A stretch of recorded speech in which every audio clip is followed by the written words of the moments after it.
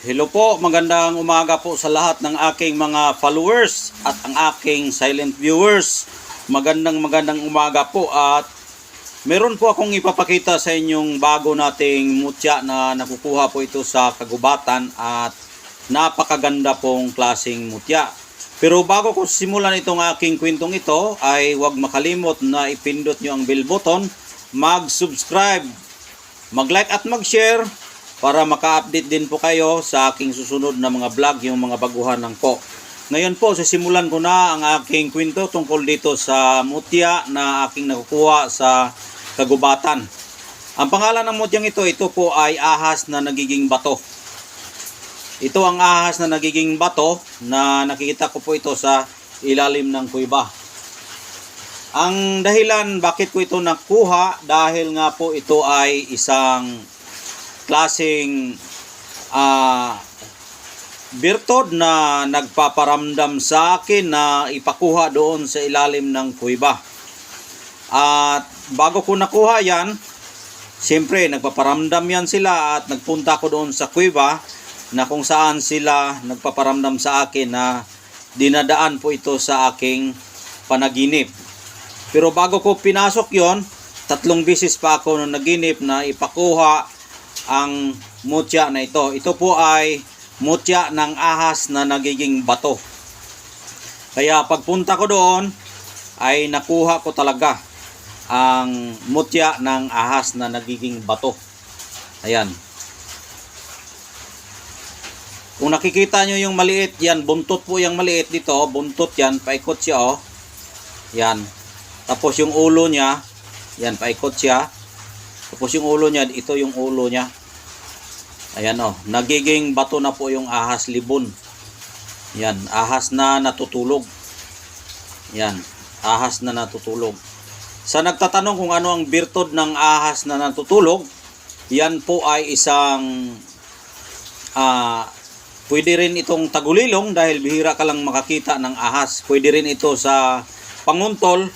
Ibig sabihin panguntol, yung tao na makakita matatakot o panakot sa tao na may tangkang ikaw ay papatayin. Dahil nga nagdala tayo ng depensa na anting-anting dahil nga po ay para tayo ay maproteksyonan sa mga ganitong klaseng mga anting-anting. Sa naniwala lang po dito ang pwedeng pakuha. Ang gamit nito, pwede rin ito sa depensa. Hindi ka matamaan ng barang kulam, daot, hilo at kung ano mang mga disgrasya na paparating sa iyong buhay. Dahil ang tao kasi kapag may mga kalaban, kahit wala kang kalaban, meron talagang taong maiinggit, magsiselos. Yan talaga karamihan sa mga tao na may mga selos at inggit. At may inggit din na ikakamatay mo, babarangin ka, ito ay makadipinsa sa'yo kung ikaw ay aktual kang papatayin. Halimbawa, marami kasing klaseng pagpatay sa tao. May barang, may binaril, may sinaksak, lahat pwedeng gamitin. Ito ay magamit natin. At malalaman mo kung may mga paparating na mga sakuna dahil nga po itong ahas na ito ay magtutunog po ito kung halimbawa man na may paparating na sakuna sa iyong buhay. At ang tunog po nito ay para siyang nagsitsit, yung gano'n. Pag ganun po yung boses ng ahas kapag merong papalapit na sakuna sa iyong buhay. At yung espiritu niya ay siya ang tumutunog at yan po ay magproteksyon sa atin. Kaya pag mararamdaman natin yung boses na yon, ay alerto na tayo sa ating sarili para tayo ay ma-safety.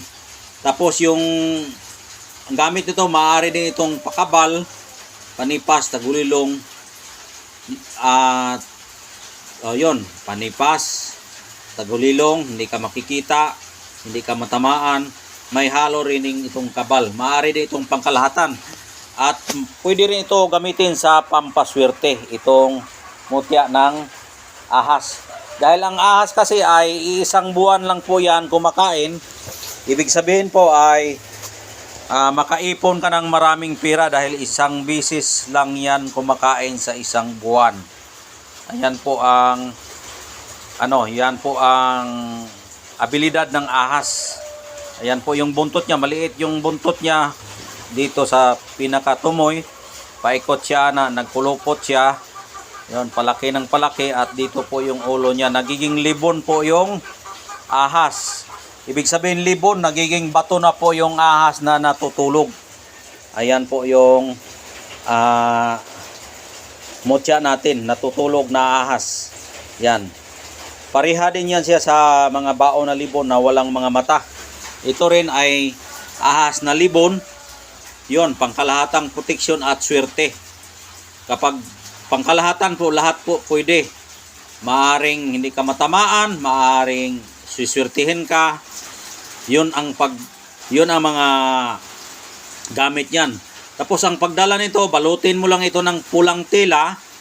Pagkatapos mo mabalot ng pulang tela, pwede mo yan ihabak. O itali mo yung, ibigkis mo sa yung baywang, balutin mo ng pulang tela. Tapos wala na itong bawal-bawal dahil maraming nagtatanong sa akin kung ano daw ang bawal niyan. Itong mutya kasi kapag bato po yan na nagiging birtud na makapangyarihan, yan po ay walang bawal yan dahil nga siya ay nagiging immortal na bato na nagiging bato at birtud.